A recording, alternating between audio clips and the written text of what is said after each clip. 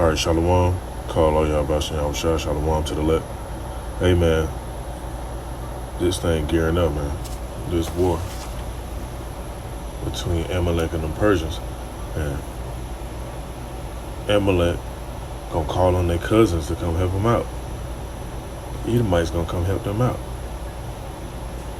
So check this video out right here. I'm gonna pull a few precepts. I don't want to watch this out. It's edifying.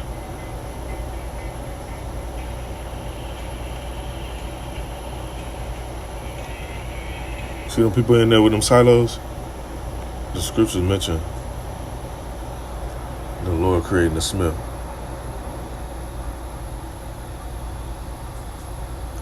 Book of Isaiah chapter 54 verse 16. Behold, I have created the smith that bloweth the coals and the fire, and that bringeth forth an instrument for his work, and I have created the waster to destroy.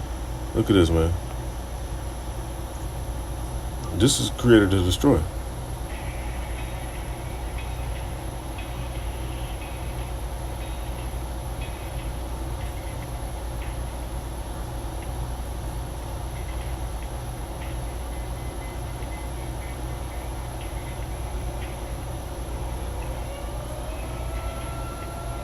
There's another video I seen, so I had queued up. Let me go to my notes real quick.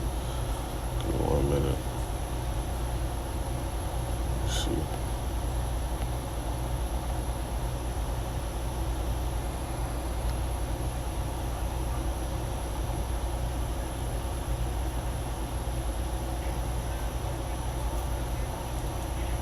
Hey, man, this straight out of the scriptures.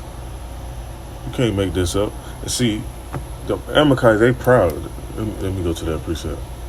They proud. They think they can get took down.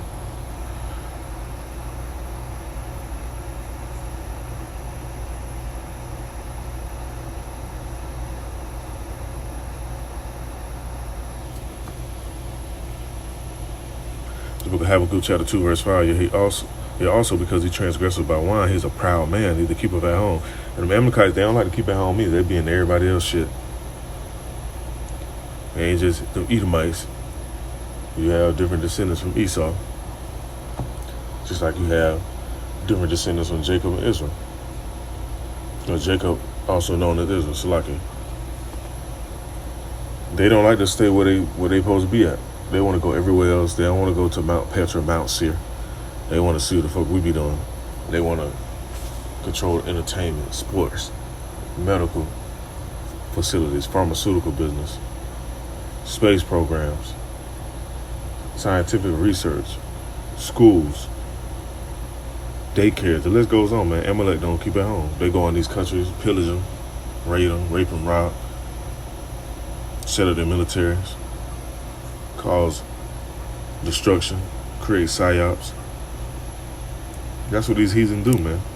And see, our people so bugged out, they don't even be paying attention to who the real threat is, who really be coming up against us. They be so busy trying to turn their anger towards each other. And that's part of the curses mentioned in Deuteronomy. But even knowing that, because the information is out, you'll think our people will be like, look, let's try to turn back to the Lord and break them curses so he can hurry up and take our enemies down for us.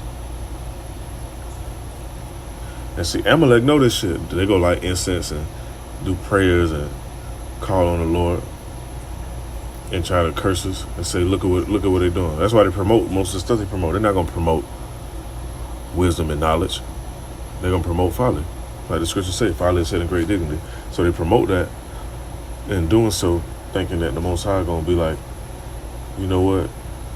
They are going off. Let me just wipe them all out. No, that's not how it's going to go down. The Most High has an elect that's going to turn to them and try to correct their ways and move as righteous as possible.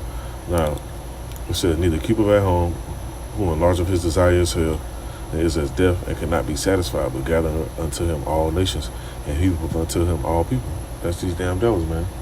They go into every nation, set their flag, set their bases up. But see, that proud shit is going to backfire on them.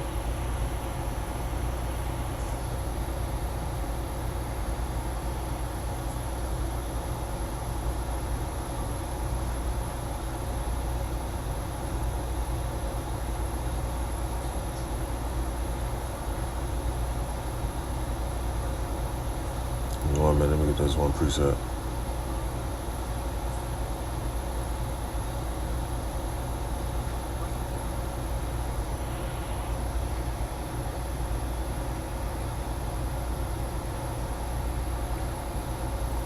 This book of Obadiah 1 and 2 said, "Behold, I have made thee small among the heathen, thou art greatly despised." You look at them Amalekites, man. They the most despised on this earth. You watch them shows. I remember I was young. I used to watch South Park. They used to always talk about them Amalekites and them kites on there. That's one of the terms they say. And you know who they talking about.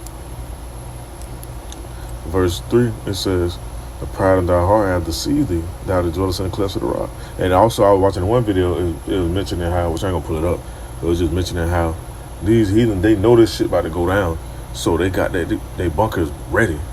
They got them ready so they can still control shit while they underground. Meanwhile, civilians on top, man. That's wicked, man.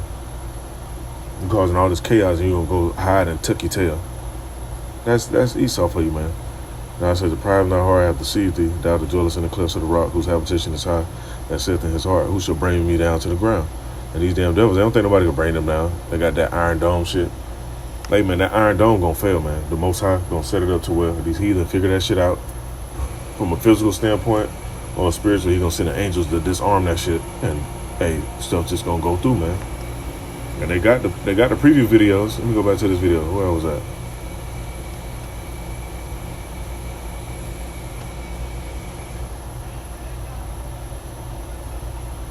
They only can stop but so much, man. It's not stopping all this shit. Even though this is just a simulation, it's gonna be worse, man.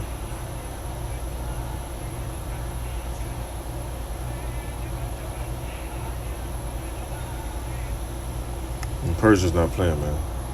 Get a few more presets in this off.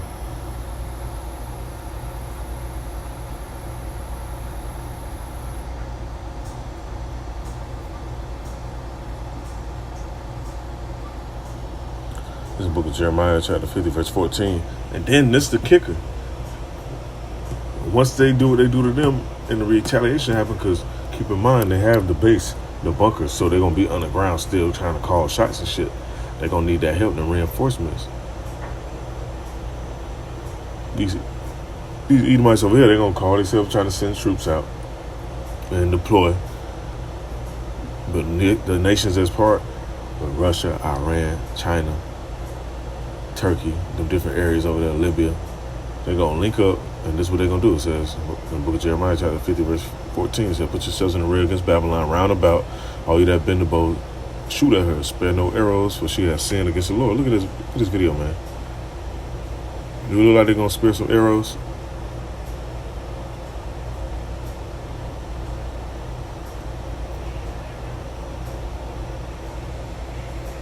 Hey, like the scripture say, let the weak say I'm strong. They saying they strong now.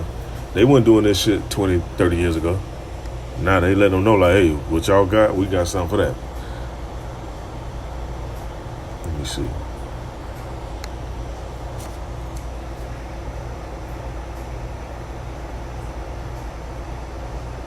Book of Jeremiah, chapter 49, verse 20 says, "Therefore the counsel of the Lord that he have taken against Edom, and his purposes that he proposed against the inhabitants of Teman, surely the least of the flock should draw them out. Surely he should make their habitations desolate with them." And there's only one thing on this earth that can make something desolate like that in a matter of minutes, or half an hour. It's some nukes, man.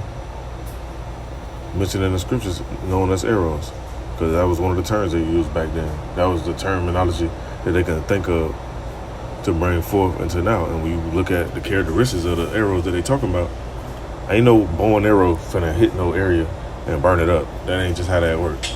Yeah, you know, they put the little stuff out in the movies in the old wars. They have a little arrow that's lit on fire and burn up a little bit of stuff. But they're talking about nuclear weapons, man. The elements shall melt with fervent heat, like it mentions in the book of 2 Peter. It's only one thing on this earth that can make the elements melt with fervent heat. Ottawa, Rochester, is edifying. Call all y'all about Shalom to the leg. Hey, stay alert, man. Stay vigilant. What's going on?